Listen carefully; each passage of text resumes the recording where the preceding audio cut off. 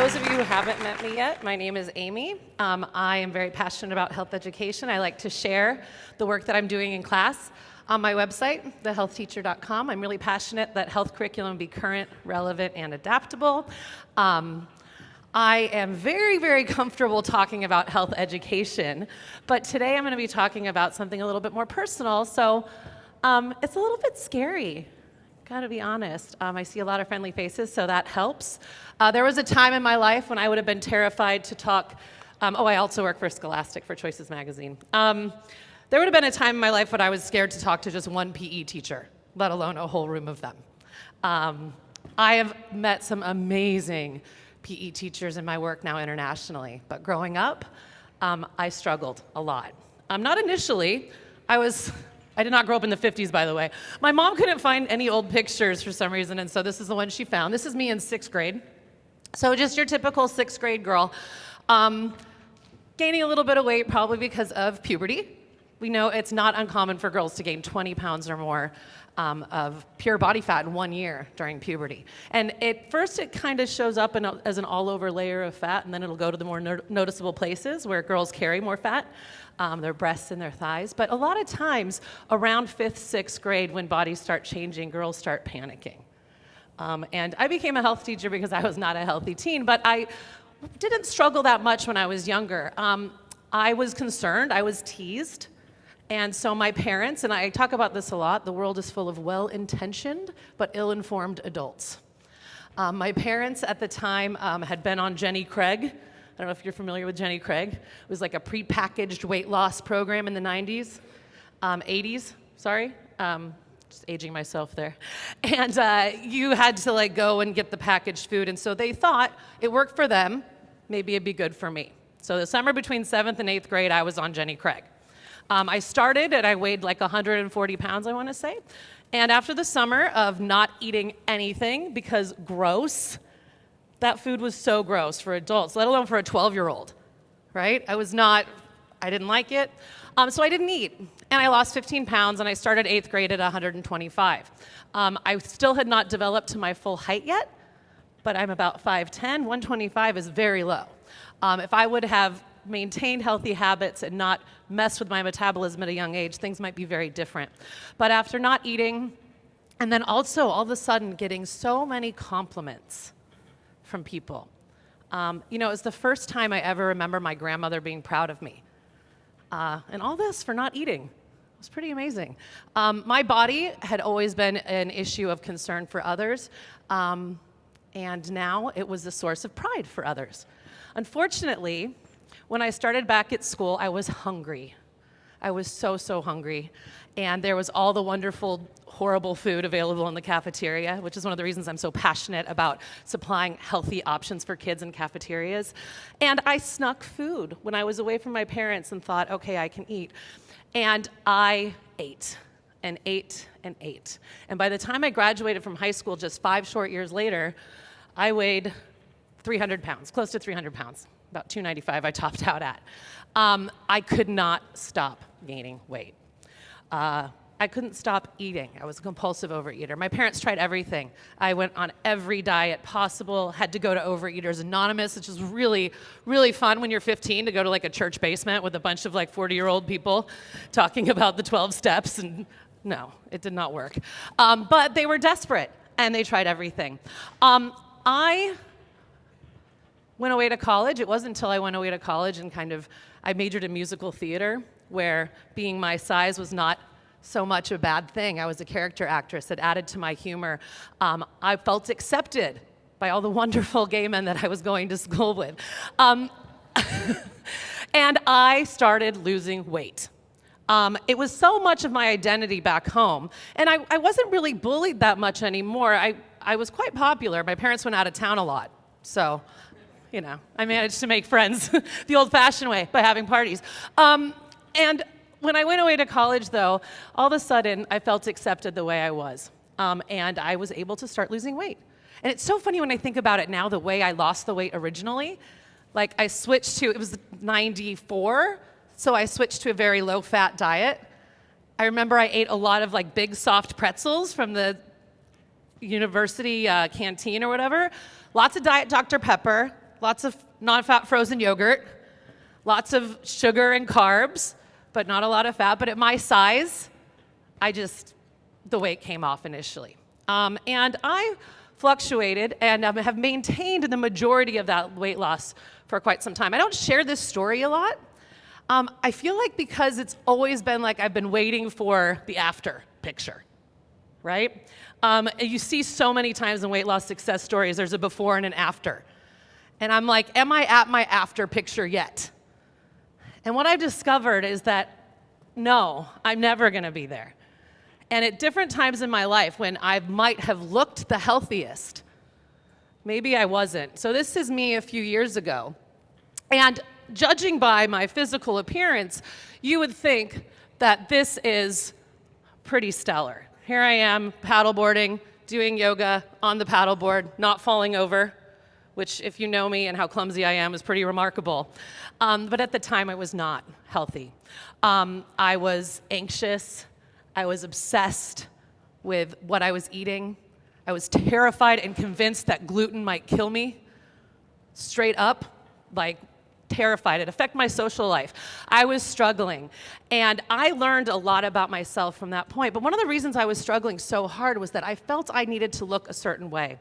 I overheard people sometimes say, "What? How is she a health teacher?" Right?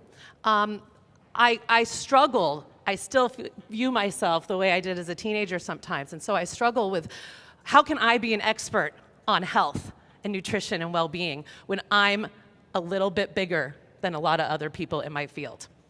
And the thing is, you can't tell by the way somebody looks what part of their journey they're on. I can remember being so frustrated when people would comment on what I was eating when I was losing weight. And I'm like, I'm down 50 pounds right now. I know what I'm doing. I'm making healthier choices than anybody else I know. So please don't look at me and judge me if I'm having a treat with my friends and I'm 19 years old. So that was a real big struggle. I learned, and that's one of the reasons why I became so positively passionate about working with kids and teaching them how to avoid some of the pitfalls I went through. And more importantly, working with other teachers. When I first became a health teacher, it was at my old high school, and I became a health teacher by accident. Remember, I majored in musical theater. I lost interest in the performing arts shortly after graduating from college. I think it was my passion because it was where I found my tribe, right? And then once I felt confident in myself, I didn't need that anymore so much. So I was substitute teaching at my old high school, and they needed somebody to teach health in summer school. And the coach was, my school was like run by football coaches. If you've ever been to my workshop, you've heard about that. Coach was, they're like, who's gonna teach health? And they're like, oh, Amy can do it. She lost all that weight. So I was thinner, so that must mean I was making really healthy choices at age 24. When I wasn't. I went to school, I taught for a few hours for summer school, I went home, slept, didn't eat, would go to the restaurant I bartended at, eat some probably buffalo chicken fingers, and then work really late, maybe drink, and then go back to sleep. I was 24. But based on my appearance, I was qualified to teach health. And so through that process, I realized it was a blessing, I realized how important the subject was and how much it could have helped me if it was done correctly when I was younger, if it was given the attention it needed. And so I really started working, and one of the big moments for me was at Shape America. I did a presentation on the social and emotional roots of obesity, and that was the first time I shared my story. It was terrifying. At that point, I was still very much afraid of PE teachers. But there was a wonderful man in my session, Smitty. He used to work out here. Samantha knows him. And he was running a conference in California called Peach, and he was at my session, and he's a football guy too. And he invited me to come speak at a conference for PE, athletic coaching, and health in California. And I got there and I thought I was just gonna be doing my health classes. And the first day, he's like, okay, so you're gonna go on first, 45 minutes. And I'm like, what am I doing? He's like, the opening keynote. I said, what am I talking about? He goes, just tell your story. And it was absolutely terrifying in this room full of football coaches to tell them what happened. When I told the story of my coach, one of them I had unfortunately said where I was from first. So afterwards, they're like, I know who you're talking about. Yeah. But it was easier because I was far away. This is a little bit more challenging with my colleagues and people I see a lot. But through the process of working with other teachers, there are 5 things that I really would suggest that you keep in mind, that we all keep in mind working with kids to help support those that are struggling. Because a lot of times, raise your hand real quick if you became a PE teacher or a health teacher because you were an athlete growing up. Okay, so the vast majority, right? And so a lot of times when we think about our philosophies, our departmental philosophies, we want to instill a lifelong passion for physical activity and health, right? A lot of times we think about the kids who are athletes and we want to keep them on that path, and then when they go away to college they can find other sports and things like that. But there's that group of kids that we have that are already struggling with their weight, that are already forgetting their PE kit, that are already faking injuries, that are already doing everything they can to get out of PE, and how can we motivate them? How can we best support them? And there's 5 things that I like you to keep in mind. Number 1, combat body teasing. When you hear it, keep labels out of the classroom. There are no fat kids. There are kids who are struggling with their weight.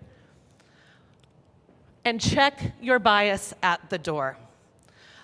This is really important because we come to the teaching profession with bias in certain areas. And they've done studies on this, and the more advanced people get in their studies around obesity prevention, they're realizing it is important to understand that the weight bias that obese youth face is just as serious as the physical consequences of excessive weight on the welfare of the child.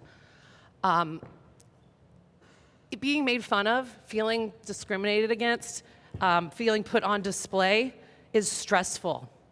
And when someone's unhealthy coping skill is food, it perpetuates a cycle. Unfortunately, when your unhealthy coping skill is food, you have to wear it like a badge of shame for everyone to see. I have friends who were bullies, I have friends who abused alcohol, I have friends who shoplifted. You can't tell that by looking at them. You can tell what I struggled with by looking at me, and you always will be able to, and that's something that we have to keep in mind and check those biases. This is important to keep in mind. There's a 0.02% chance she'll be a teacher. There's an 81% chance she'll have dieted by age 10 because she's afraid of getting fat. There is such a fear around that. With social media now, the influence of social media perpetuating that even more. Kids are talking about it younger and younger, and this isn't just girls. The boys are struggling with their body image as well. Teach kids about stress management and healthy coping skills. This is the foundation of my 6th grade class. We talk about stress busters. Eat when you're hungry, not when you're stressed. We talk often about food, procrastination, all these things that are unhealthy coping skills, and equip ourselves with the healthy ones. This, I think, is really important to look at. I just found this online recently. The health iceberg. Physical health, diet, and exercise, that's what we focus on a lot, right? That's just the tip. Down here, social health, mental health, emotional health, spiritual health. That picture of me on the paddleboard doing yoga, at the time I was struggling with such acute anxiety that I remember driving to that class. I was running late, and I remember driving on the freeway so fast because I did not want to miss it, feeling like if I missed that class, something horrible would happen. I could have hurt somebody. I was speeding on the freeway to get to a yoga, to do paddleboarding on a yoga. But at the time, I couldn't see the wood for the trees. I was diagnosed shortly after that with OCD, which makes a lot of sense. Obsessive compulsive disorder, we oftentimes think of people like cleaning things compulsively. That's how my brother struggles with his OCD, not me. If you see my classroom, you know that is not my issue. But I was a compulsive overeater. Once I started losing weight, my eating habits changed. I no longer binge eat. I went through periods of eating disorders and binging and purging and things, but that's not something I do, even when I'm extremely down and stressed. Unfortunately, my obsessive, compulsive behaviors latched onto healthy eating and onto exercise. And I'm from California, where it's very easy to get away with that. The clean eating phenomenon, and there's a new classification of eating disorders, orthorexia, which is the obsession with clean eating. That, a lot of times, these different keto, intermittent fasting, and I've tried them all, believe me, because it's like a nonstop situation, me trying to maintain any sort of weight loss. I have to try everything. A lot of that is just socially acceptable eating disorders. It is. I go out to eat, and it's great. I love going home to California because nobody judges me when I don't have gluten, right? So we have to keep that in mind, that these mental health issues, once I was diagnosed and able to go on medication, the anxiety levels dropped. Unfortunately, SSRIs cause weight gain. And that was a huge battle for me. Do I deal with this 10-pound weight gain, or do I deal with excruciating mental health issues? I tried going off the medication, and then it came back, and so that's where I'm at. Unfortunately for my weight, this is also where I'm at. Trying to lose weight is stressful. Remember, give kids a safe haven from the well-intentioned but ill-informed adults in their life. They're probably getting it a lot at home. Why are you getting so fat? Your brother wasn't this fat and young, especially Asian families where it's okay to talk like that, but then they go to school in a culture where it's not okay to talk like that, and they're really struggling. Well-intentioned but ill-informed adults. I'll never forget when I was a senior in high school, I got up the courage to go to work out at the gym with my friends. And I was doing like a leg press or something. That was the only thing I really felt confident with. And some woman came up to me. I didn't know her. And she said, you know, at your size, you really should be focused more on cardio and not doing the weights. My size, yeah, I didn't go back to the gym for a while, right? I went to Baskin-Robbins with my friends, actually. And that's what can happen, right? We have to be so mindful of that. The other thing, too, is that when we do physical activity, and there's a lot of other healthy coping skills, and peer and family support is really important as well. Again, that parent education piece. Nurture a lifelong passion for movement and physical activity, regardless of size. This one is so hard for you guys with kids who are struggling. And I know it's a frustration. And I know that you want what's best for them, and you just want them to get moving. And why do they keep faking an injury? And why do they keep forgetting their uniform? The first time I had a panic attack was in 9th grade PE. I was talking to my mother about it recently. We thought I had something like exercise-induced asthma. They tried to do all these tests, but what happened was it was time to run the mile in PE. I knew I would be last. I knew everyone would be watching me come in, and I couldn't breathe. I couldn't breathe. I was hyperventilating. I had to breathe into a paper bag. I had to go in an ambulance to the hospital. The ambulance came to school and picked me up. That's how terrified I was of running that mile. There was no way I was going to let everybody see me on display like that. In 8th grade, I used to trip myself on the sprinkler running the mile, thinking that would work. That must have looked so ridiculous. I'm like, oh, whoops. The teacher's like, what are you doing? Anything to get out of being on display. I love this ad campaign from the UK. It's called This Girl Can. It's all about people being able to work out regardless of size. Our girls don't see a lot of role models of people of different sizes engaging in physical activity, right? They think that you have to be fit to engage in physical activity. So I love this. I swim because I love my body, not because I hate it. I always focus on that with the kids. We exercise because it makes us feel good, because it makes us happy, not for how it makes us look. Exercise is not a punishment for the reward of having a treat. Exercise itself should be the reward. This one here I love. I'm slow, but I'm lapping everyone on the couch. Isn't that awesome? I always try and keep that in my mind when I feel uncomfortable. Put the focus on nutrition lessons on eating real food rather than on calories and fear. When it's focused on calories and fear, eating disorders build. Also, too, there's a lot of shame involved. Real food. Food is awesome. Food is fuel. We want to eat food that came from the earth. I use Michael Pollan's food rules. It's all about real food. And teach decision-making and instant versus delayed gratification. That's hard for kids, right? I want to have all the treats now, and then they feel bad afterwards. So that's another reason why skills-based health is so important. Teaching kids, these are all the ingredients in something. These are carbohydrates. These are macronutrients. That's not nearly as effective as the skills that they need to think critically about why they're eating and what they're eating. And lastly, the most important thing is don't judge the journey. We need to be kind to ourselves and to the other adults in our lives as well. We need to model that kind of acceptance. I overhear sometimes PE teachers and males as well feeling like I should look a certain way within my field, and we do judge people, and that's an instinctual thing. But you can never judge the journey. Everyone is always on their journey to health, and it's a never-ending one. I'm never going to be at my after picture, because when I was physically looking healthy, I was mentally and emotionally destroyed. So you have to support yourself and each other along this journey, and make sure that you're kind to everyone. Thank you, guys.